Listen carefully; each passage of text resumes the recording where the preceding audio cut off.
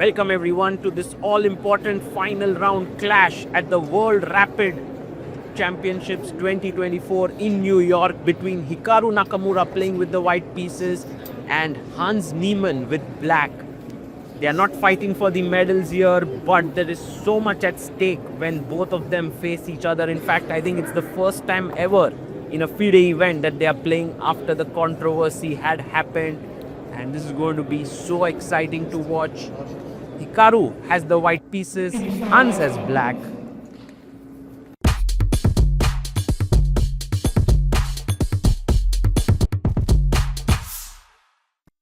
And we are ready to rock and roll. E4, E5, knight comes out, and we have the Italian. Look at the speed at which Hikaru is making his moves. Bishop C5 for Hans, 15 minutes plus 10 seconds increment. Just adjusted his knight on F3. Knight comes out to F6 and knight C3. Not the most common way to play. Generally, white puts his pawn on C3. Niemann pushes A6. And now Hikaru jumps into the center. Seems like a line that he has prepared here. Bishop E3, very quick to play. And Hans pushes his pawn to D6. Hikaru exchanges, gives his opponent the doubled pawns and plays his knight to E3. Black castles here. Now, black has very good control of the center, but Hikaru seems to be very well prepared. Hans in general is confident because he understands these structures well. He goes A4 and he's trying to clamp down the queen side here. B6 played so that A5 cannot come in easily. H3 by Hikaru. He's slowly and steadily improving his position. Rook B8 played so that in future B5 can come in. And pawn to C3, angling for a future D4 with the rook coming to D1. Queen D6 played here by Hans Niemann. It's becoming a very positional struggle here. Queen to E2. And now Hans plays his pawn to G6 just so that in future the knight cannot jump to F5.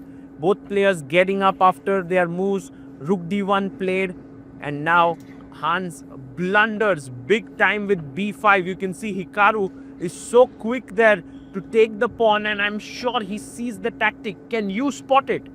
The tactic here is to take the pawn with the bishop, and that is an unbelievable tactic because after rook takes, you go D4. Oh, Hikaru finds it.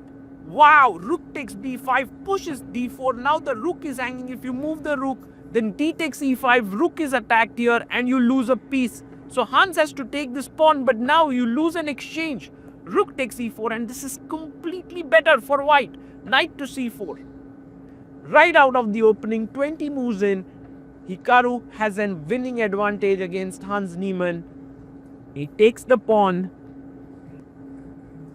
and here he's an exchange up.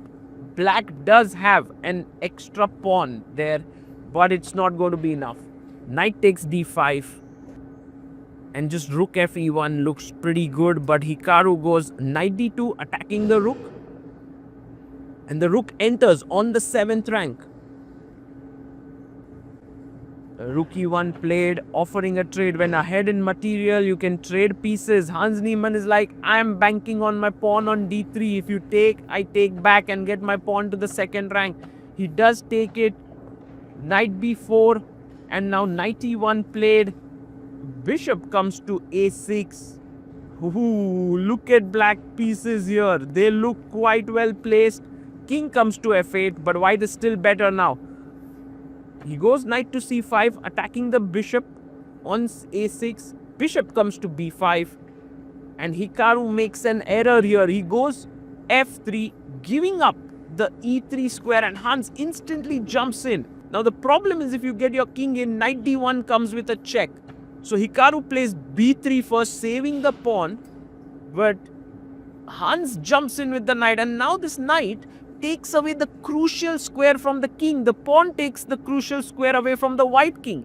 You can see Hikaru is getting a bit fidgety there because black's pieces are just amazingly positioned. Look at the bishop, look at the knights, look at the pawn. And now the black king is also entering the battle. Just shows the power of pieces here. And now Hikaru brings his knight back to e4. Black king is continuing his march there. King c6 played.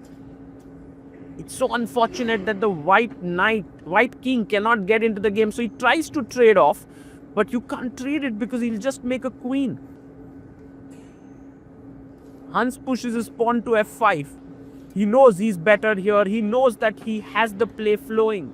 Rook a8 and now knight to e3 with the idea of knight c2 seems very, very strong. Let's see if he manages to find this. Hans has 1 minute on the clock. So does Hikaru. Both have very little time. He finds knight e3.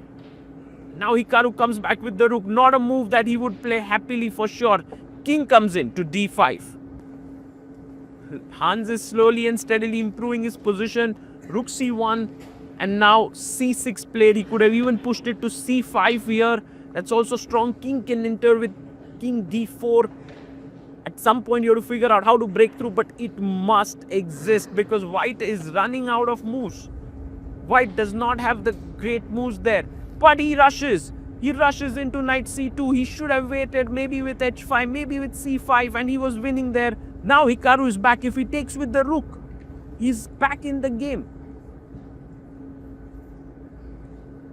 And Hikaru now has to figure it out within a minute on the clock.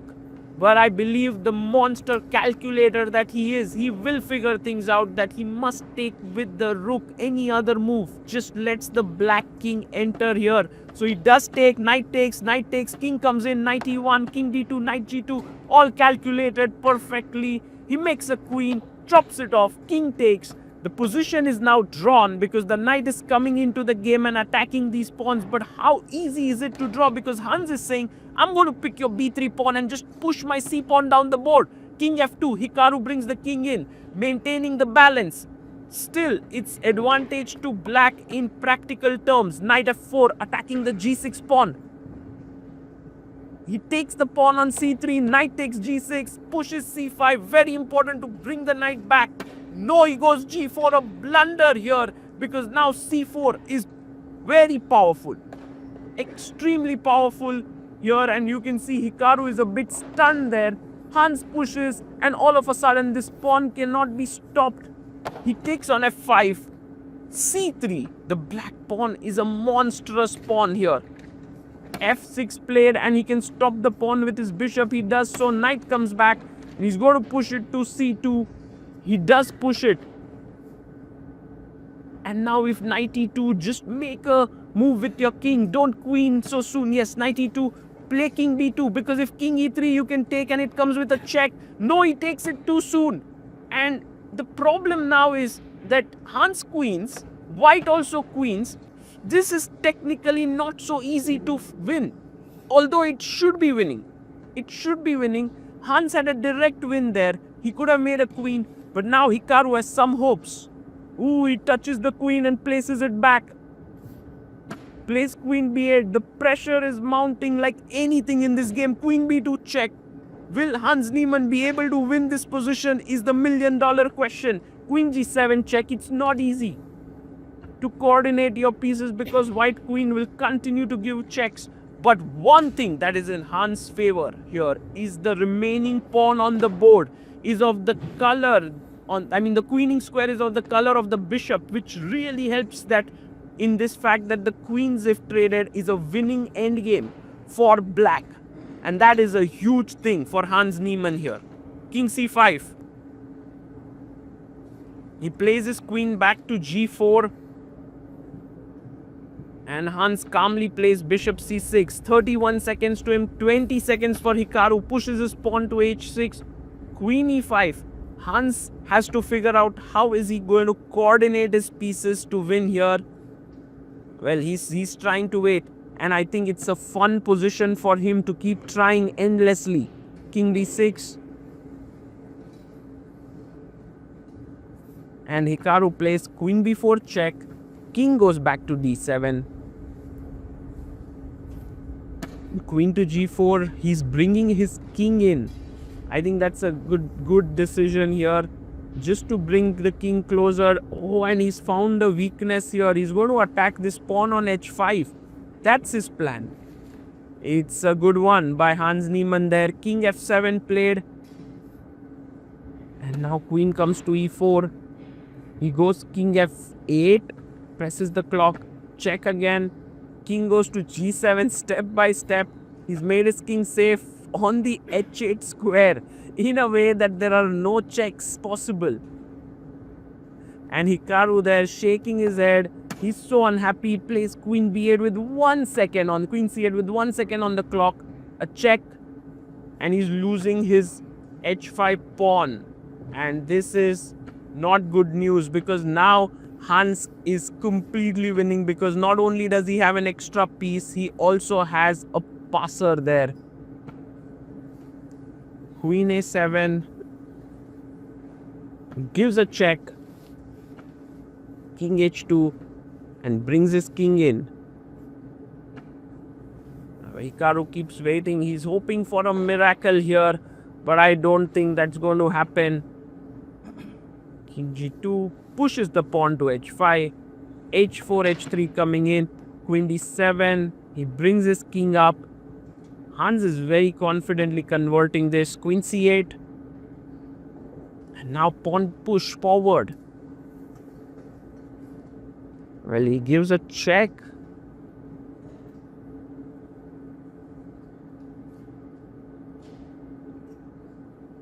A king h1.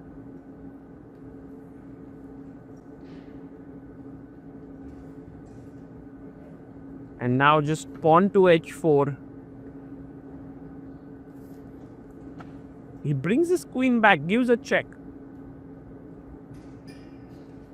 There are always technical difficulties when you have such less material on the board, but I believe Hans will be able to manage this. This is the best part about the position for black, that the queens can be exchanged. Queen e5. He comes up with the queen.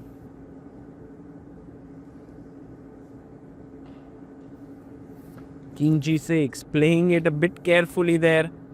Look at Hans' time on the clock. Because of the 10-second increment, he's gone all the way up to 2 minutes 18 seconds, while Hikaru is down to just 13 seconds on the clock.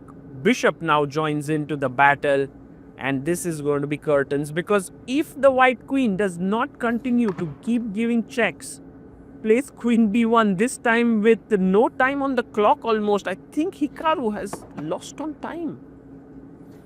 Queen b6, and yes, he resigns there because I think he lost on time and his position is also losing. Hans Niemann with the turnaround there. Really a great display with his passed pawn and his minor pieces. Hikaru was very sharp in the opening, but Hans fought back like anything and scores a very important win. You can see him there rearranging his pieces, and he must be pleased with this victory.